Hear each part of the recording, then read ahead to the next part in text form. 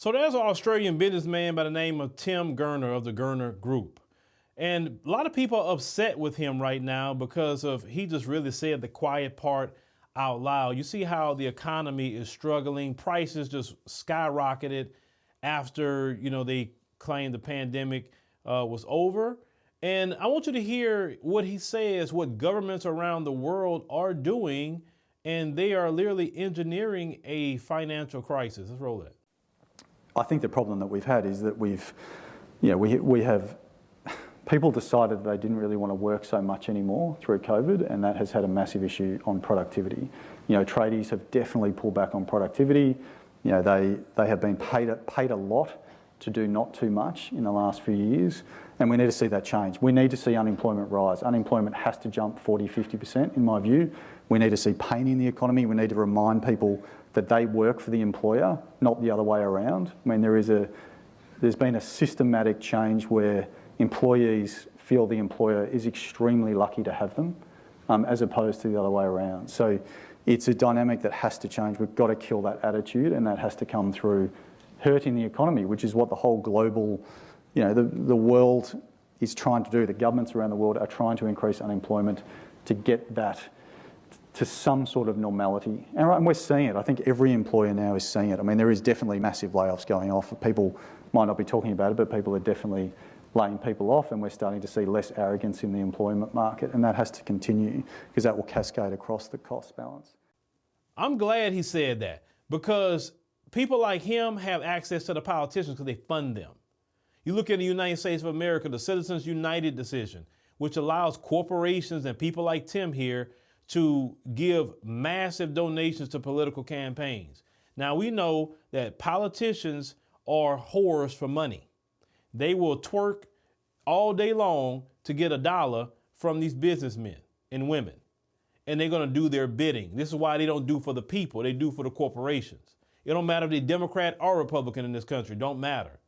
They are owned.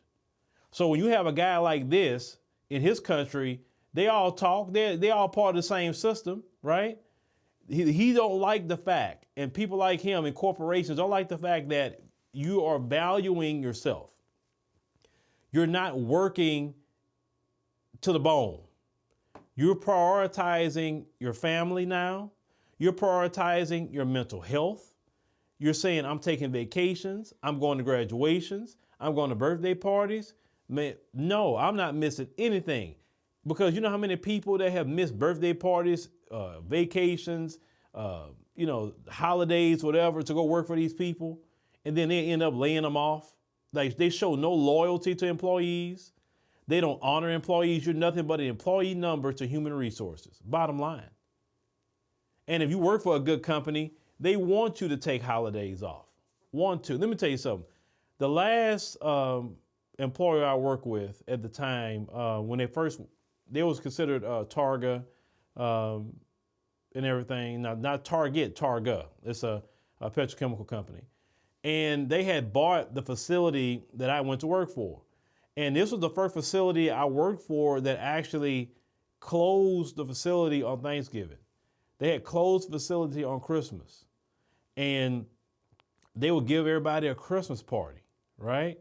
On top of that, give everybody a Christmas bonus. They would give the regular bonuses. It happened around March or so when they give everybody raises. And for the fact that we can always say, okay, I know I'm going to be off for Thanksgiving. I know I'm going to be off for Christmas. And we're going to have a nice Christmas party for the family. That changes the dynamic of your workers.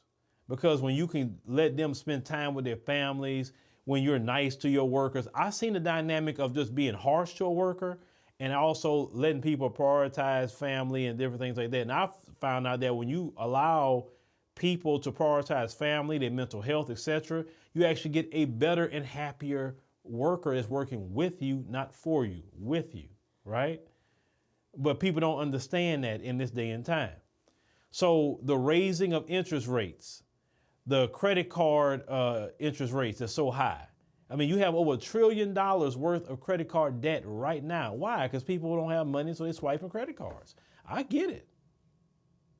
But this man say it's all being done by design to get you back in line to be a lowly worker and not gonna take much wages. See, you telling people, oh, you're not gonna pay me right? Okay, I quit. That they don't like. He said they don't like your attitude. He said he wants you to be back in a position like, oh my God, I'm so glad to have this job. Now people like, I'm not doing that. Forget you. I quit. They don't like that because you actually, but that's good. And the reason why that's good is because now you can go make your own money. That's the thing. It's a beautiful thing to go make your own money. You don't have to look at them and beg them for a job. It's great. Now, what they're going to do and what they have been doing, they import people, into America who is dealing with situations in their own country caused by the corporations. Let's call it what it is, and the American government too. And then instead of paying you, they're going to hire them for less money. That's why they're allowing it to happen, because they're not going to hire you. And then that's going to cause a problem too, because as all that, hiring start going with others, the citizens are going to be like, well, what's going on now? We can't get a job? Because see, with the problem some people have too with that conversation is, they try to label our brothers and sisters in South Africa as xenophobic, but what's happening to them is actually coming to America. Because see, they have a very high unemployment rate. And then the jobs that are being given sometime are toward people who's going to take a less salary. Now, we can identify it as different groups, but of course with them, it's going to be other Africans, right? But at the same time, to me, just me as a person of diaspora, I understand where my brothers and sisters in South Africa are coming from 100%. As an American, I understand. But at the same time, especially when it comes to Zimbabweans, I also understand why they're going, because of the sanctions that's been put on Zimbabwe so severely by the West that cripples their economy. So I kind of get why they're going to South Africa, because South Africa has one of the best economies on the continent.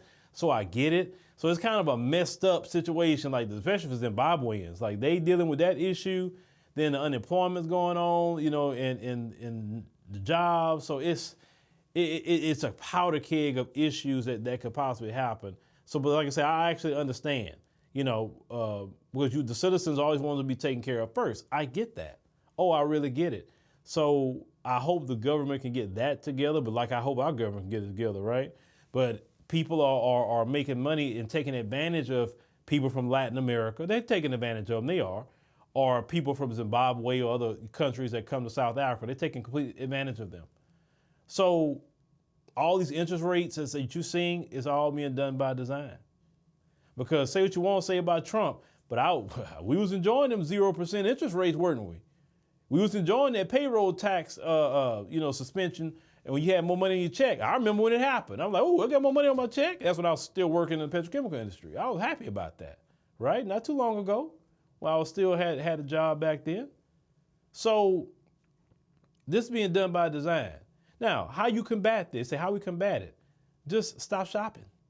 See, the problem is y'all don't combat the corporations. Y'all still paying the food. You gotta eat, but you still going to these restaurants, keeping them full. Cook at home like during the pandemic. Cut down the amount of streaming services you have, right? Put it down to maybe one. Don't buy no clothes. Don't buy anything that you don't have to buy. Stop going to the mall. Just stop shopping. Trust me, there should be a movement to that, but unfortunately, Americans have been so programmed to be consumers. You're programmed to the T to be a consumer. We consume more than a lot of people in China do. And China got way more citizens than we do. And we got to break out of that being so much of a consumer. We will consume, even though you say the economy is struggling, but Beyonce's concert is full. And Beyonce is not giving away her tickets either. You're going to pay for them Beyonce tickets, but yet people talking about they're struggling. That's our problem. We'll spend our last on entertainment and stuff, not putting food on the table in this country. We'll spend our last on clothes. Ladies, you'll spend your last on lashes and purses and heels and all that and clothes. But you'll say you don't have no money. I'm just giving you an example. Just an example. So pull back the spending. That's the only thing you could do for these corporations, but it's insidious what these politicians and these corporations do to the people. But until the people take a stand, and I say the people, I'm talking about all people, take a stand against that, they're going to continue to do it.